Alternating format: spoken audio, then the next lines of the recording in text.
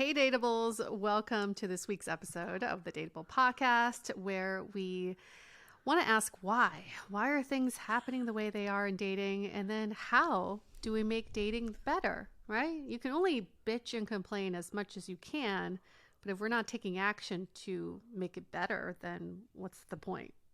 Right. And we have the topic today. I feel like that is a perfect example of that. We love throwing the word red flag around. I feel like if we could get $1 for every time someone said red flag, we'd be freaking stinking rich at this point. But I feel like where it comes from is good intent, like to warn us, to not get ahead of ourselves, to make sure we're making the right choice. But then the way it's used is another story. So I'm really excited about this episode because I think, the concept of red flags is important because I think we often overlook that, sometimes we complain about being single, we complain about not being in a relationship, but I think the worst thing is to be in a bad relationship. So oftentimes, we use the red flags to make sure that doesn't happen. So I don't want to say it's a bad thing, but there's always a line with everything. We're all jaded to a certain extent, especially if you've been dating for a while. Maybe you've just gone in and out of relationships. It's very draining and you don't want to repeat the same mistakes. That is very understandable. But sometimes we almost overcorrect. And then so we, say things like, well, he never put the dishes away. So such a red flag if I find someone else who never puts the dishes away. And we're misusing how we identify patterns versus actually finding excuses. There is a huge difference here. And so we thought it was very important to bring you all an episode where we distinguish red flags from annoyances, from warning signs, from deal breakers that are all grouped together, but we should really differentiate them so that we don't overcorrect in our dating lives. Absolutely. And I think, with red flags especially, it does kind of put you in this, critiquing perspective. Yeah. If you're always on the search, we like the term, capture the red flag. It's like you're playing the childhood game of how do we find as many red flags as possible? Of course, that was not the childhood game, but that's the rendition of current day. You were actually trying to bring the flag to the other side back then. But in current dating, it sometimes feels like you are just on that relentless search for the red flag. And I think that energy is not ideal at all. Like, it's just gonna make people, feel the scrutiny at the end of the day. And I love the guest that we have today, Janice, not to be confused with our moderator of Love of the Time. We love her too. We love her too, but this is not her episode. But I think Janice is actually a perfect person to talk about this because we'll go into the whole thing in the episode. But she kind of overlooks some pretty serious red flags for a relationship, but then also hasn't gone the full extreme to just think that everything's a red flag. So, we're going to keep saying this, but we're not saying that like you should never look for the warning signs, but also just always being on this endless search for them is going to make you find things no matter how perfect or no matter how great this person is. There's always going to be something if we look hard enough for it too. Right. And this is all a learning experience. When we're finding red flags, don't think, oh, I overlook these. It's not so much about overlooking. It's like, okay, what can I learn this time around so that I'm not, I'm not looking for these things, but now I just intuitively know this is bad for me. I think we beat ourselves up for overlooking those earlier signs. It happens to the best of us when we're so into someone, when we have a crush, when we are so invested in someone, there are things we're going to overlook, and that is part of feelings, chemistry, call it love, if you will, and that is okay. We just need to forgive ourselves for that.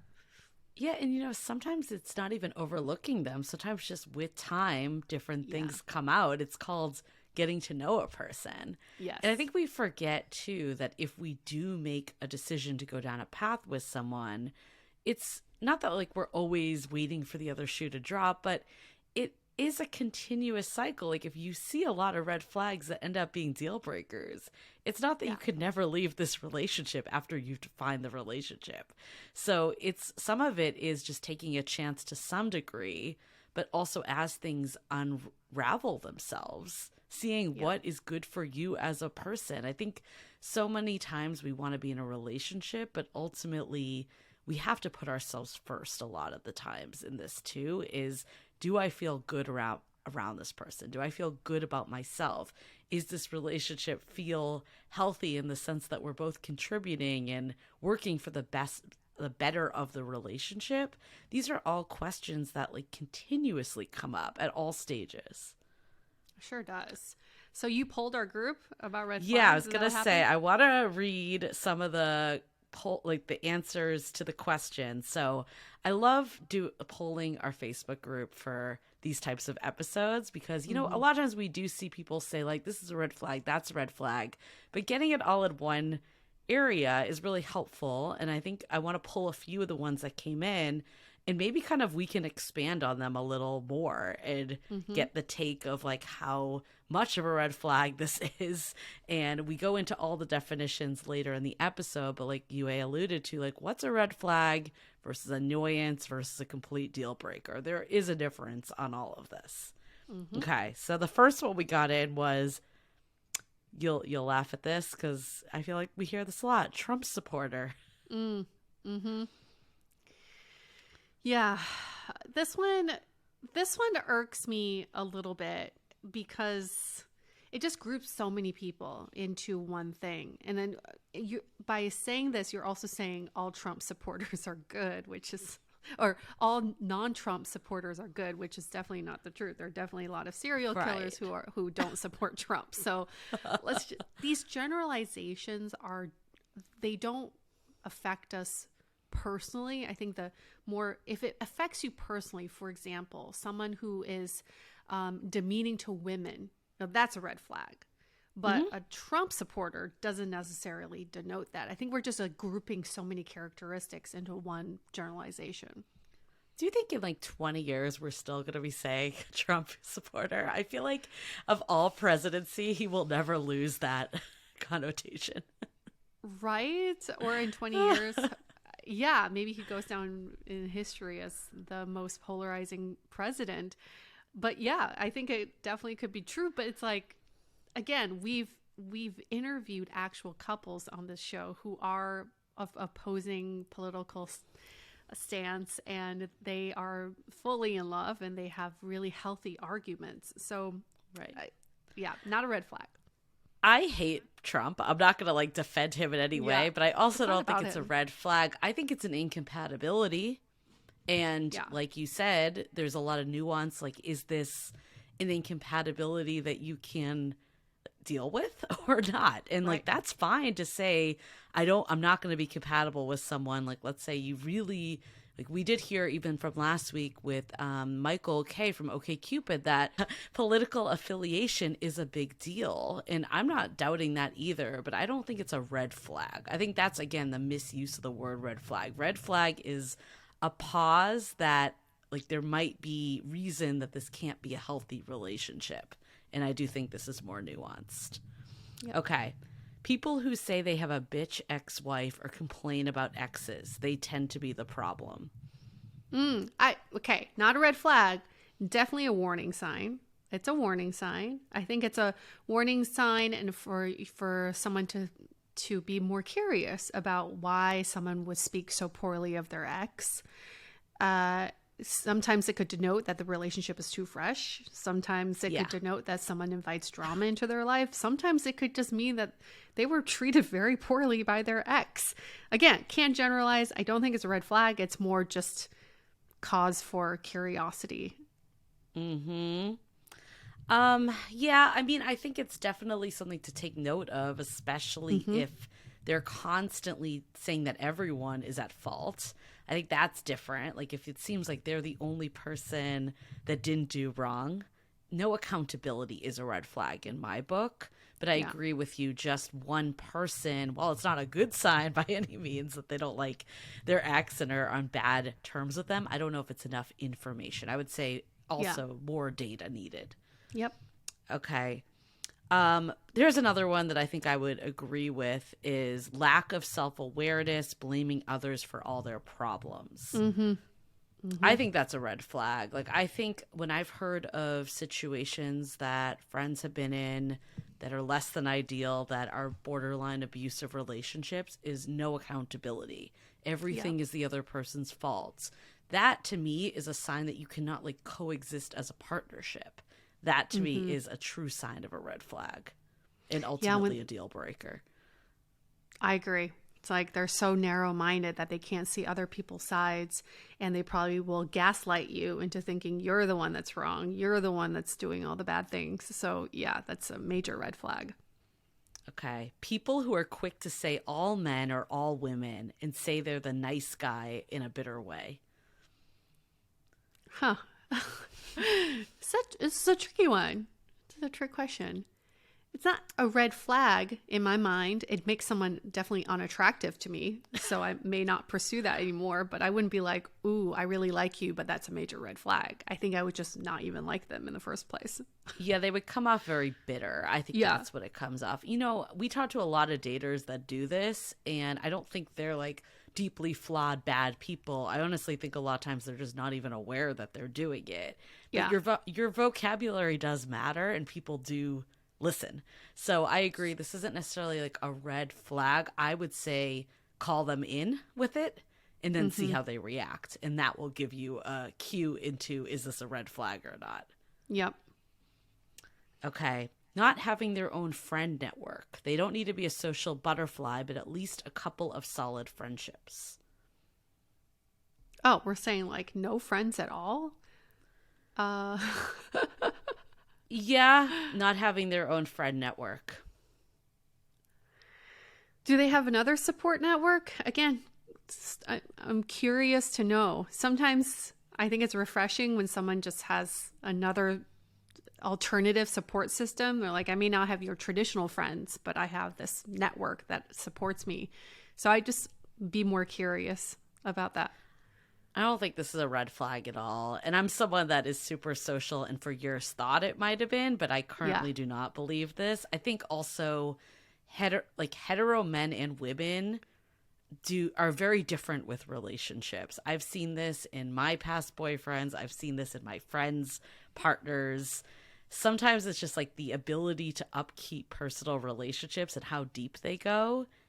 There's like an SNL skit of like bringing your boyfriend to the dog park, basically the man park, to like meet other male friends, because they just do not socialize the same way as women do, and the ease of making friends tends to be different. I think there's so many factors too. As you get older, a lot of times people like move into different life stages with, you know, friends that have now had children or moved away. Like there's so many different reasons for not having a friend network. Maybe if they've had zero friends in their entire life, but even that, I would say like get curious. But I think judging on like current day of who they know in their current city, like I think there's more to that story. And I would look at it more like, are they able to be social with your friends? Like, are they able to carry on conversations with coworkers? And do they have family network? Like you were saying, what does that look like outside of just friends? So yeah, I don't think it's a red flag. I think again, it's just things to ask more about, have conversations, not in a judgmental way, but just trying to get to know them better. For sure. Okay. Last one. Love bombing, gaslighting, and wanting to meet after one or two exchange sentences. That's like 5,000 things in one. It's all fucking relative. Love bombing to you could mean something very normal for someone else. Gaslighting, did we say was gaslighting? Gaslighting, yep. Yeah, gaslighting. I mean, that's like, it's just, we're throwing around all these words. What this comment means to me is that you haven't really had the conversation about what you're looking for and what your expectations are. So if you don't communicate your needs, of course, someone can love bomb you, gaslight you, all the wrong things. I think the wanting to meet after one or two sentences is interesting too, because it's like, I think everyone just has different rules of what they think works, especially when it comes to dating apps. You know, so, I agree. I'm not going to say like it wasn't off-putting when I would just start talking to someone. All of a sudden they're like, do you want to meet up, without getting to know me at all? Because it kind of feels like they're just doing that to everyone. But at the same time, I don't know if I'd say it's a red flag, because they might just think like, I need to get off the app. You really have no idea what they're doing with anyone else. So yeah, I would also say it's not a red flag. Maybe you could say like, hey, like, let's put up a boundary of like, hey, I would like to chat a little more before we meet up. Then you see how they react to that boundary. That's could be telling if it's a red flag or not. I think the word gaslighting is so interesting to me. I feel like it's the number one most overused. That and narcissism. And misuse. And I'm not, again, saying that like someone like the true definition of gaslighting, of like someone basically telling you you're wrong or you don't feel the things that you feel. Like, I do think that is a red flag. Like, I think if someone is putting words in your mouth or diminishing your emotions, huge red flag of not being able to have a healthy relationship with them. But we overuse this word so much. And I almost feel like it diminishes what actual gaslighting is, because people just throw that up all the time for everything. Yeah.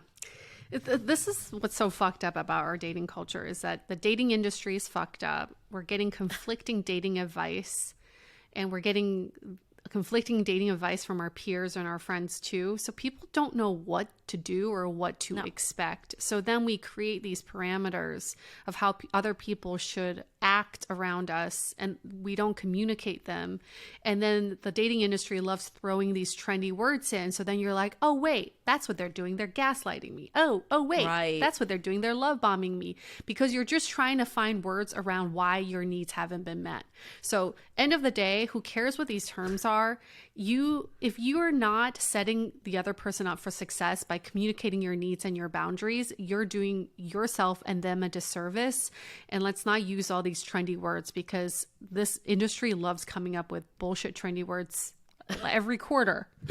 Yes, I agree. And I think I would rather us flip the conversation to green flags. And I know it's not as sexy. Like if you do a Google search for red flags versus green flags or an Instagram hashtag, you get like a fraction of the result. Yeah. But if you could say like, my green flags are someone that, you know, respects my feelings, or they see and hear me when I'm like have a differing opinion, the more specific we can get to. And then if they don't meet that, then it's time to let them go. Instead of looking for like the things that are bad, what if we looked for the things that are good? And if someone's not coming up and meeting your standards with it, then it's time to move on. I feel like that's just such a more positive way to go about interacting with people, because you're really trying to like, you know, look for the good in it. And then when they don't, when they reveal themselves, if they are to reveal themselves not in that way, then you just take action accordingly. Right. Absolutely. This is why we really need to get into this episode, because there's so much more meat to this, and it's good that we break it down and also use real life examples. So just a reminder that the 22-day dating app challenge is now live. There was a glitch in the website the very first day, but we did resolve it, and it is currently live and ready to go. People are already in the challenge, actively going through the different days. So if you want to make the most out of this peak dating season, if you want to make the most out of this peak dating season, which is around Halloween through Thanksgiving, get on the challenge now. Again, that's findingyourperson.com/apps, and you can sign up today. And this will be up until the end of October. So if you're thinking about it, you know, today's the day. Why not start now?